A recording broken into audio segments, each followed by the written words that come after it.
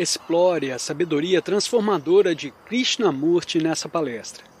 Desafie seu pensamento convencional e embarque numa jornada de reflexão profunda. Vamos mergulhar nas palavras inspiradoras de Krishnamurti.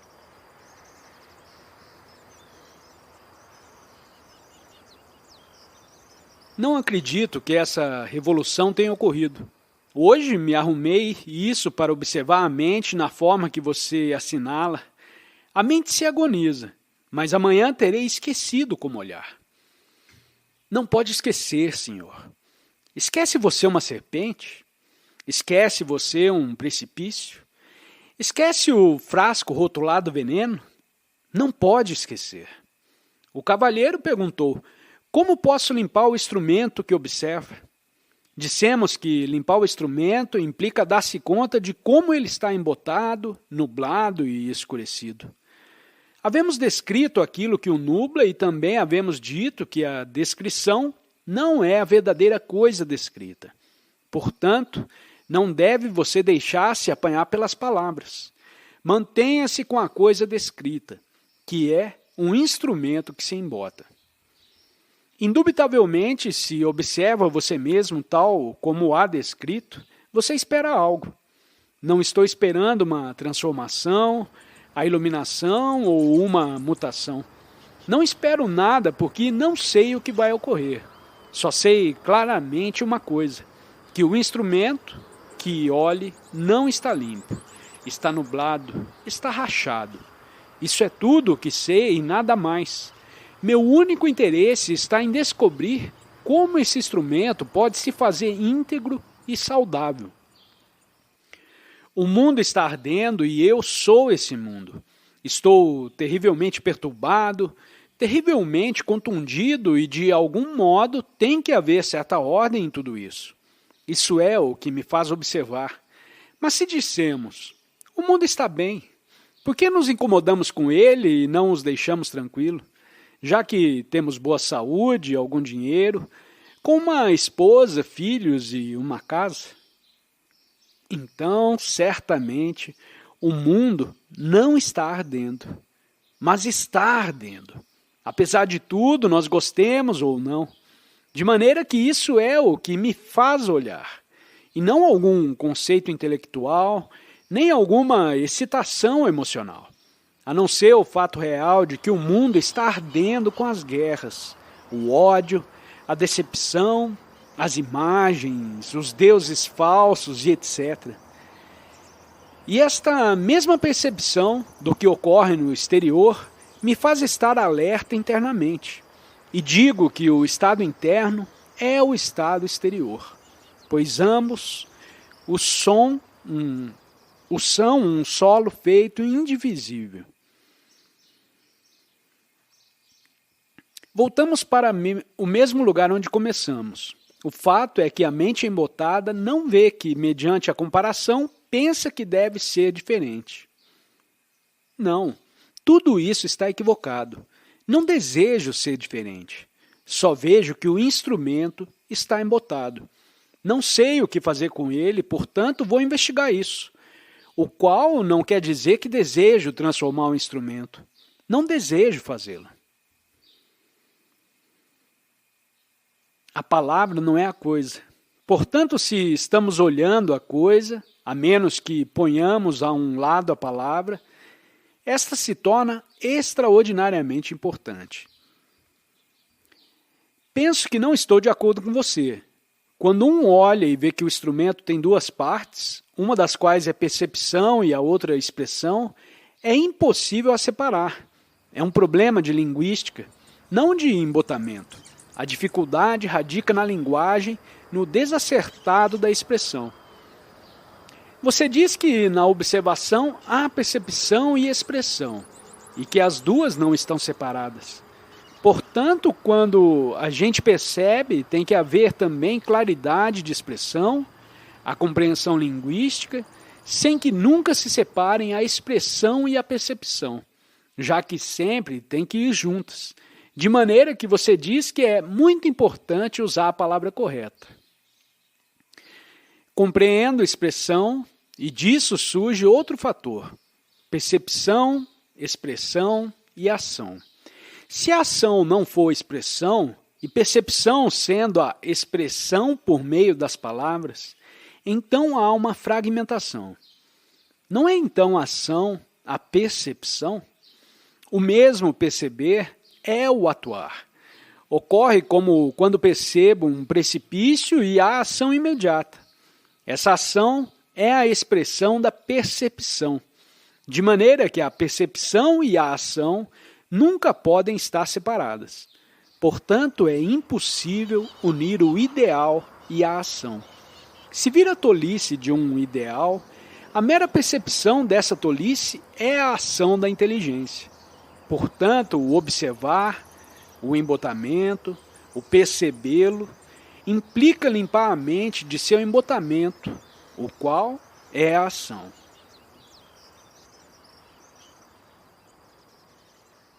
Me parece que é importante compreender a natureza e a beleza da observação do ver.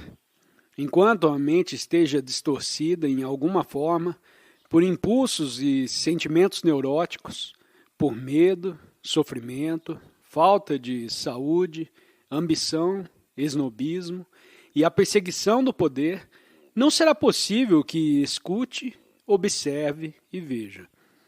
A arte de ver, escutar e observar não é coisa que possa cultivar-se, nem é uma questão de evolução ou desenvolvimento gradual. Quando você se dá conta do perigo, há ação imediata. A resposta instintiva e foto instantânea do corpo e da memória. Fomos condicionados da infância para enfrentar-se ao perigo de maneira que a mente responda instantaneamente, porque do contrário haveria destruição física. Nos perguntamos se for possível atuar no mesmo instante do ver, no qual não existe condicionamento algum. Pode uma mente responder livre e instantaneamente a qualquer forma de distorção e, portanto, atuar? Em outras palavras, a percepção, a ação e a expressão são todas uma, não estão divididas e fragmentadas. O ver é em si a ação, e esta é a expressão desse ver. Quando você se dá conta do temor, deve observá-lo tão intimamente que a observação em si implique livrar do mesmo, o qual é a ação. Poderíamos examinar isso essa manhã? Acredito que é muito importante. Possivelmente poderíamos penetrar no desconhecido. Mas uma mente que está condicionada por seus próprios temores, ambições, cobiça, desespero e etc., não pode penetrar em algo que requer um ser extraordinariamente saudável, equilibrado e harmonioso. De maneira que nossa pergunta é: se a mente, querendo significar todo ser, pode dar-se conta de alguma forma particular de perversão, de alguma forma particular de luta, de violência, e se vendo-a, pode lhe pôr um fim instantaneamente e não de modo gradual. Isso implica não permitir que o tempo intervenha entre a percepção e a ação. Quando vemos o perigo, não há intervalo de tempo. Surge a ação forte e instantânea. Estamos acostumados à ideia de que, gradualmente, nos voltaremos sábios, iluminados, através do observar e praticar dia após dia. A isso estamos habituados e esse é o padrão de nossa cultura e nosso condicionamento. Agora dizemos que esse processo gradual da mente, para liberar-se a si mesmo do medo e da violência, o que faz é estimular o medo e seguir fortalecendo a violência. É possível pôr fim à violência, não só externamente, mas também bem fundo, nas próprias raízes de nosso ser, e pôr fim ao sentido de agressão, à perseguição do poder? Podemos pôr fim completamente no mesmo ato de vê-lo, sem deixar que surja o fator tempo? Podemos discutir isso? Usualmente permitimos que o tempo surja como um intervalo entre o ver e o atuar, o espaço entre o que é e o que deveria ser. Existe o desejo de nos desfazer do que é para alcançar algo ou nos converter em algo diferente. Devemos compreender esse intervalo de tempo muito claramente. Pensamos nesses términos porque da infância somos criados e educados para pensar que eventualmente, gradualmente, seremos algo. Podemos ver que no mundo exterior, no campo tecnológico, o tempo está necessário. Não posso chegar a ser um carpinteiro de primeira classe, ou um físico, ou um matemático, sem dedicar muitos anos a isso.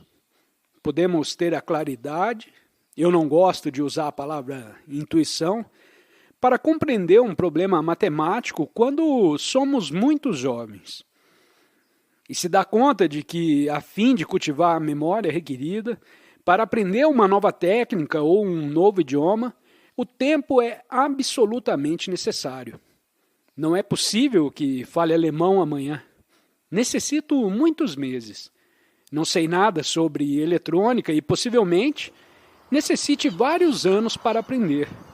Portanto, não vamos confundir o elemento tempo que é necessário para aprender uma técnica com o perigo de permitir que o tempo interfira com a percepção e a ação. Poderíamos falar a respeito dos meninos e de seu crescimento? Um menino tem que crescer, tem que aprender tantas coisas. Quando dizemos você tem que crescer, essa resulta uma palavra, mas bem humilhante. Senhor, dentro de nós tem um lugar, uma mudança psicológica parcial. Certamente, estivemos zangados ou estamos zangados e dizemos, não devo estar zangado. E trabalhamos sobre isso gradualmente e produz um estado parcial, no qual alguém está um pouco menos zangado, menos irritável e mais controlado. Não quero dizer isso. Então o que é que você quer dizer, senhora? Refiro a algo que alguém tem e que abandonou. Pode que volte a haver confusão, mas não é o mesmo? Sim, mas não se trata sempre da mesma confusão, que só foi modificada um pouco? Há uma continuidade modificada. Podemos deixar de depender de alguém, passando pela dor da dependência e a pena da solidão, enquanto diz, não serei dependente. E possivelmente seja capaz de renunciar a essa dependência. Então dizemos que ocorreu certa mudança. A seguinte dependência não será exatamente igual à anterior, e volta a repetir o mesmo e abandoná-lo outra vez e etc. Agora perguntamos se for possível ver a natureza total da dependência e ficar instantaneamente livre dela, não gradualmente, na mesma forma em que alguém atua imediatamente frente ao perigo. Essa é uma questão seriamente importante em que devemos penetrar, não só de maneira verbal, mas também profundamente, internamente. Observe o que isso implica. Toda a Ásia acredita na reencarnação. Isso é, voltamos a nascer na próxima vida, dependendo de como tenha vivido nesta. Se tiver vivido em forma brutal, agressiva, destrutiva, pagará por isso na próxima vida. Não se converterá necessariamente em um animal, mas voltará a viver uma vida mais dolorosa, mais destrutiva, porque anteriormente não viveu uma vida exemplar. Aqueles que acreditam nessa ideia da reencarnação acreditam unicamente na palavra, e não no significado profundo dessa palavra. O que alguém faz agora tem enorme importância amanhã, porque amanhã, que é a próxima vida, vamos pagar por isso.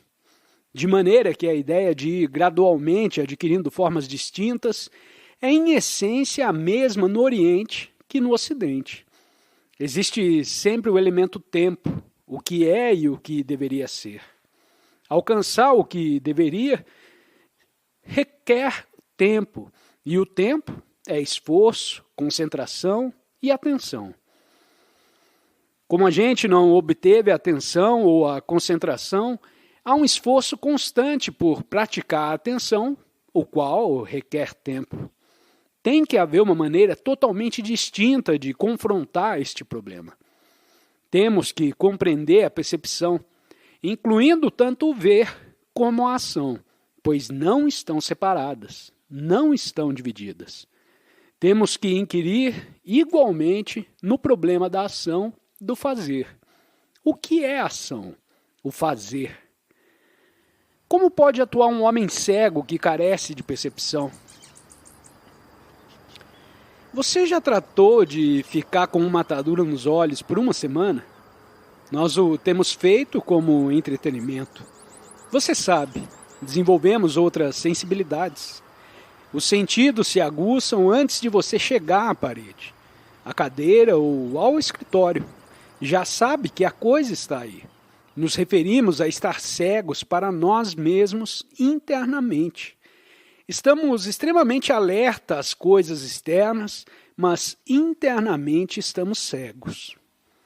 O que é a ação?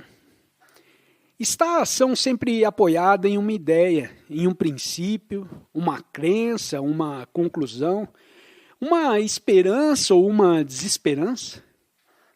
Se tivermos uma ideia, um ideal, está atuando conforme a esse ideal.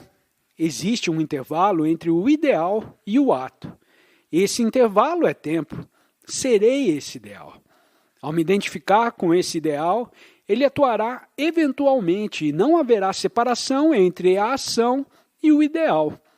O que ocorre quando existe este ideal e a ação que tenta aproximar-se do ideal? O que ocorre nesse intervalo? Uma comparação incessante. Sim, comparação e todo o resto. Que ação tem lugar se você observar?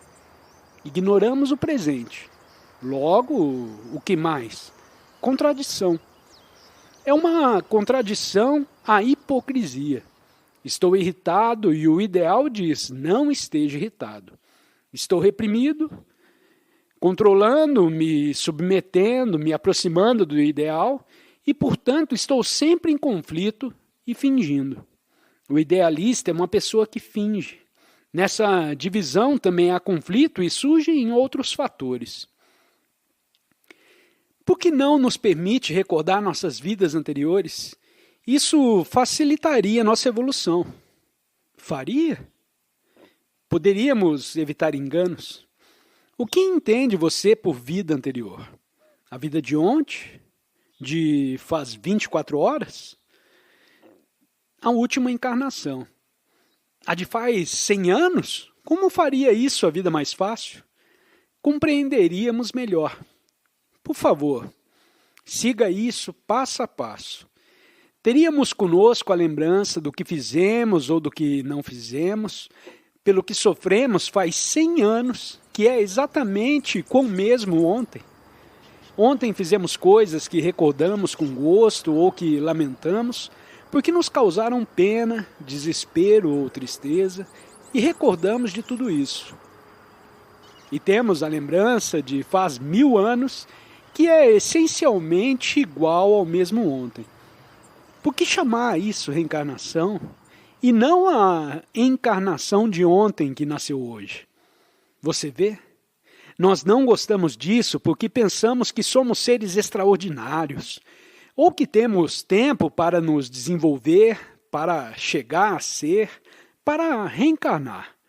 Nunca observamos o que reencarna, que é a nossa memória. Não há nada sagrado ou santo nisso. Sua memória de ontem renasce no que está fazendo hoje.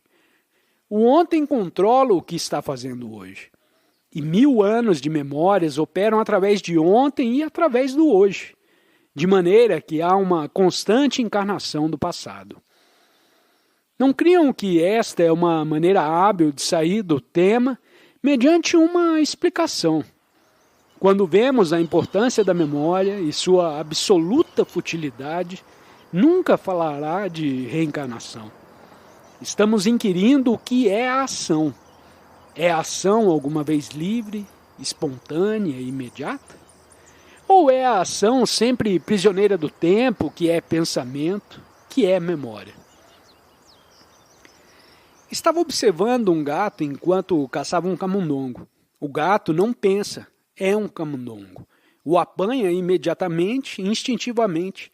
E me parece que nós também devemos atuar espontaneamente. Nem devemos, nem deveríamos. Por favor, senhor, acredito que nunca terá que dizer devemos ou deveríamos. Se compreendemos essencialmente o elemento tempo, nos perguntamos em forma não verbal nem intelectual, a não ser internamente, profundamente, o que é a ação. Está a ação sempre sujeita ao tempo? A ação que emana de uma lembrança, do medo, do desespero, está sempre atada ao passado. Existe alguma ação que seja completamente livre e, portanto, livre do tempo? Você diz que, quando vemos uma serpente, atuamos imediatamente. Mas as serpentes crescem com a ação. A vida não é tão singela, pois não há unicamente uma serpente, a não ser duas serpentes, e o assunto chega a ser como um problema matemático. Então intervém o tempo. Diz você que vivemos em um mundo de tigres e não nos encontramos com um tigre, a não ser com uma dúzia de tigres em forma humana, que são brutais, violentos, ávaros, ambiciosos, cada um perseguindo sua própria e pessoal satisfação.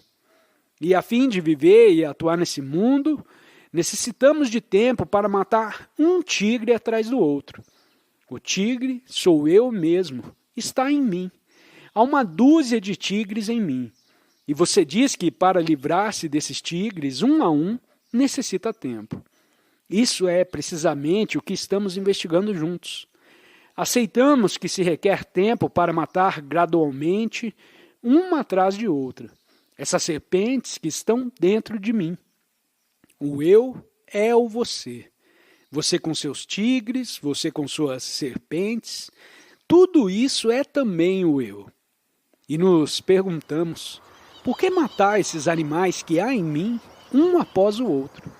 Há 1 milhar de eus dentro de mim, 1000 serpentes, e quando as tiver matado todas, já estarei morto. Faça o favor de escutar isso. Não responda. Investigue.